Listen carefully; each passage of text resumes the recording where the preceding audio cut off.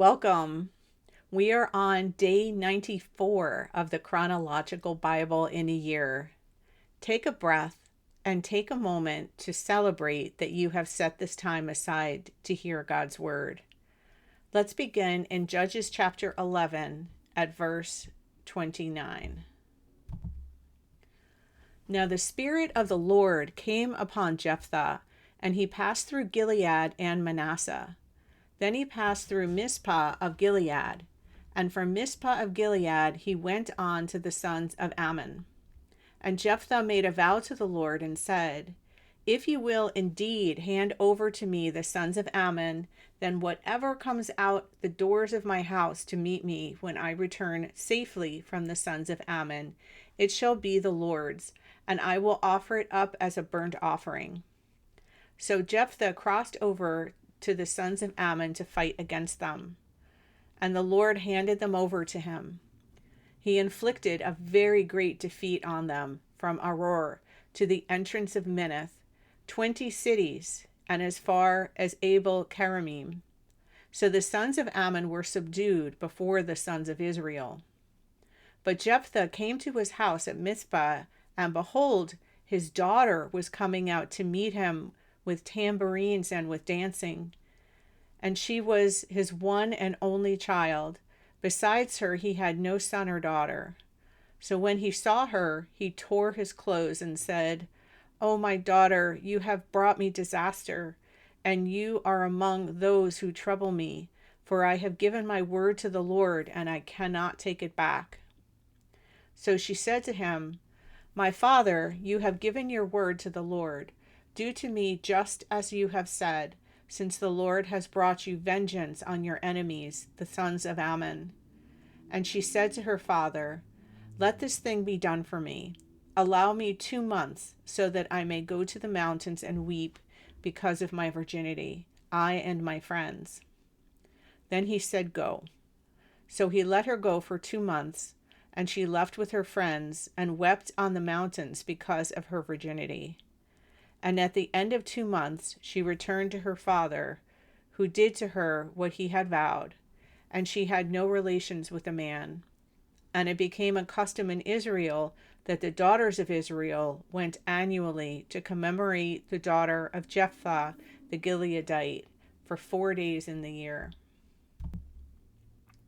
Now the men of Ephraim were summoned, and they crossed to Zaphon, and they said to Jepthah, "Why did you cross over to fight against the sons of Ammon without calling us to go with you? We will burn your house down on you." So Jepthah said to them, "I and my people were in a major dispute with the sons of Ammon, and I did call you, but you did not save me from their hand. When I saw that you were no deliverer, I took my life in my hands and crossed over against the sons of Ammon, and the Lord handed them over to me. Why then have you come to me this day to fight me?" Then Jepthah gathered all the men of Gilead and fought Ephraim. And the men of Gilead defeated Ephraim, because they said, "You are survivors of Ephraim, you Gileadites, in the midst of Ephraim and in the midst of Manasseh." And the Gileadites took control of the crossing places of the Jordan opposite Ephraim. And it happened whenever any of the survivors of Ephraim said, "Let me cross over," that the men of Gilead would say to them, "Are you an Ephraimite?" If he said no, then they would say to him, "Just say Shibboleth." But he said Sibboleth, for he was not prepared to pronounce it correctly. Then they seized him and slaughtered him at the crossing places of the Jordan. So at that time 42,000 from Ephraim fell. Jepthah judged Israel for 6 years. Then Jepthah the Gileadite died and was buried in one of the cities of Gilead. Now Ibzan of Bethlehem judged Israel after him. He had 30 sons and 30 daughters, whom he gave in marriage outside the family, and he brought in 30 daughters from outside for his sons. And he judged Israel for 7 years. Then Ibzan died and was buried in Bethlehem. Now Elon the Zebulunite judged Israel after him. He judged Israel for 10 years. Then Elon the Zebulunite died and was buried at Ajalon in the land of Zebulun. Now Abdon the son of Hillel the Pirathonite judged Israel after him. He had 40 sons and 30 grandsons who rode on 70 donkeys, and he judged Israel for 8 years. Then Abdon the son of Hillel the Pirathonite died and was buried at Pirathon in the land of Ephraim in the hill country of the Amalekites. Now the sons of Israel again did evil in the sight of the Lord, and the Lord handed them over to the Philistines for 40 years. And there was a man of Zorah, of the family of the Danites, whose name was Manoah, and his wife was infertile and had not given birth to any children. Then the angel of the Lord appeared to the woman and said to her, Behold, now you are infertile and have not given birth, but you will conceive and give birth to a son. And now be careful not to drink wine or strong drink, nor eat any unclean thing. For behold, you will conceive and give birth to a son, and no razor shall come upon his head. For the boy shall be a Nazirite to God from the womb, and he will begin to save Israel from the hands of the Philistines. Then the woman came and told her husband, saying, A man of God came to me, and his appearance was like the appearance of the angel of God, very awesome. So I did not ask him where he came from, nor did he tell me his name. But he said to me, Behold, you shall conceive and give birth to a son, and now you shall not drink wine nor strong drink, nor eat any unclean thing, for the boy shall be a Nazirite to God from the womb to the day of his death. Then Manoah pleaded with the Lord and said, Lord, please let the man of God whom you have sent come to us again, so that he may teach us what we are to do for the boy who is to be born. And God listened to the voice of Manoah, and the angel of God came again to the woman as she was sitting in the field. But Manoah, her husband, was not with her. So the woman hurried and ran and told her husband, Behold, the man who came the other day has appeared to me. So Manoah got up and followed his wife, and when he came to the man, he said to him, Are you the man who spoke to the woman? And he said, I am. Then Manoah said, Now when your words are fulfilled, what shall be the boy's way of life and his vocation? And the angel of the Lord said to Manoah, The woman shall pay attention to all that I said. She shall not eat anything that comes from the vine, nor drink wine or strong drink, nor eat any unclean thing. She shall keep all that I commanded. Then Manoah said to the angel of the Lord, Please let us detain you so that we may prepare a young goat for you. But the angel of the Lord said to Manoah, Though you detain me, I will not eat your food, but if you prepare a burnt offering, offer it to the Lord. For Manoah said to the angel of the Lord, What is your name, so that your words are fulfilled, we may honor you? But when the angel of the Lord said to him, Why do you ask for my name? For it is wonderful. So Manoah took the young goat along with the grain offering and offered it on the rock to the Lord. And he performed wonders while Manoah and his wife looked on. For it came about, when the flame went up from the altar toward heaven, that the angel of the Lord ascended in the flame of the altar. When Manoah and his wife saw this, they fell on their faces to the ground. Now the angel of the Lord did not appear to Manoah or his wife again. Then Manoah knew that he was an angel of the Lord. So Manoah said to his wife, We will certainly die, for we have seen God.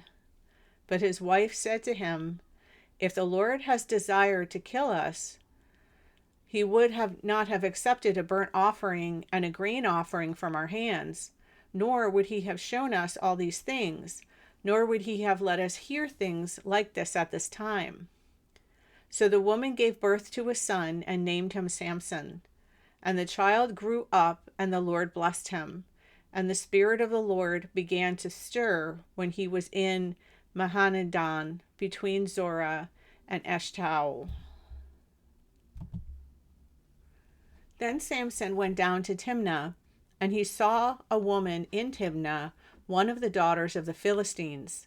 So he came back and told his father and mother, I saw a woman in Timnah, one of the daughters of the Philistines.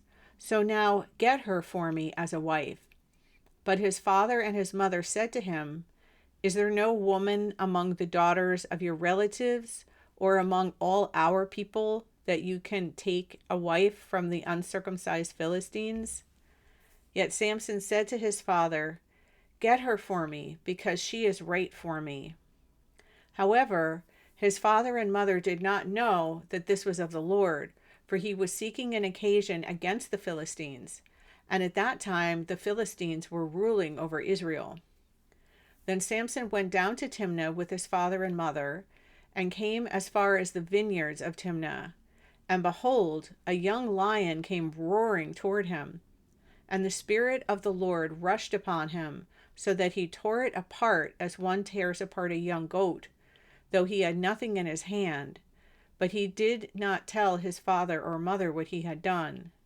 So he went down and talked to the woman, and she looked pleasing to Samson. When he returned later to take her, he turned aside to look at the carcass of the lion, and behold, a swarm of bees and honey were in the body of the lion. So he took out the honey on his hands and went on eating as he went. When he came to his father and mother, he gave some to them, and they ate it. But he did not tell them that he had taken the honey out of the body of the lion. Then his father went down to the woman, and Samson held a feast there, for the young men customarily did this. When they saw him, they brought 30 companions to be with him. Then Samson said to them, Now let me propose a riddle for you. If you actually tell me the answer within 7 days of the feast and solve it, then I will give you 30 linen wraps and 30 outfits of clothes. But if you are unable to tell me, then you shall give me 30 linen wraps and 30 outfits of clothes. And they said to him, Propose your riddle so that we may hear it. So he said to them, Out of the eater came something to eat, and out of the strong came something sweet. But they could not tell the answer to the riddle in 3 days. Then it came about on the 4th day that they said to Samson's wife, Entice your husband, so that he will tell us the riddle, or we will burn you and your father's house with fire. Have you invited us to impoverish us? Is this not so? So Samson's wife wept in front of him and said, You only hate me, and you do not love me. You have proposed a riddle to the sons of my people, and have not told it to me. And he said to her, Behold, I have not told it to my father or mother, so should I tell you? However, she wept before him for 7 days while the feast lasted. And on the 7th day he told her, because she pressed him so hard. Then she told the riddle to the sons of her people.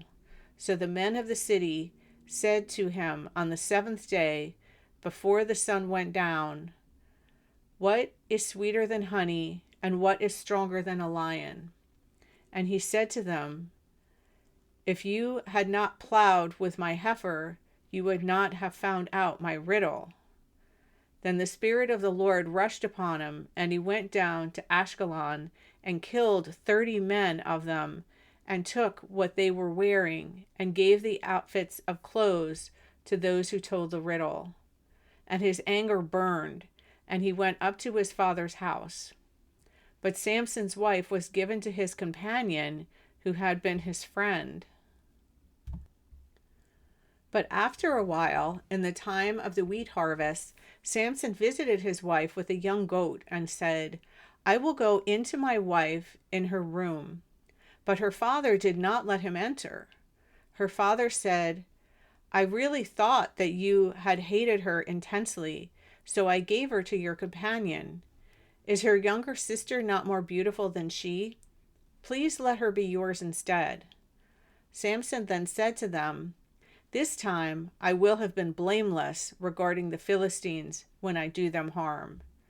And Samson went and caught 300 jackals, and took torches, and turned the jackal's tail to tail, and put one torch in the middle between the two tails.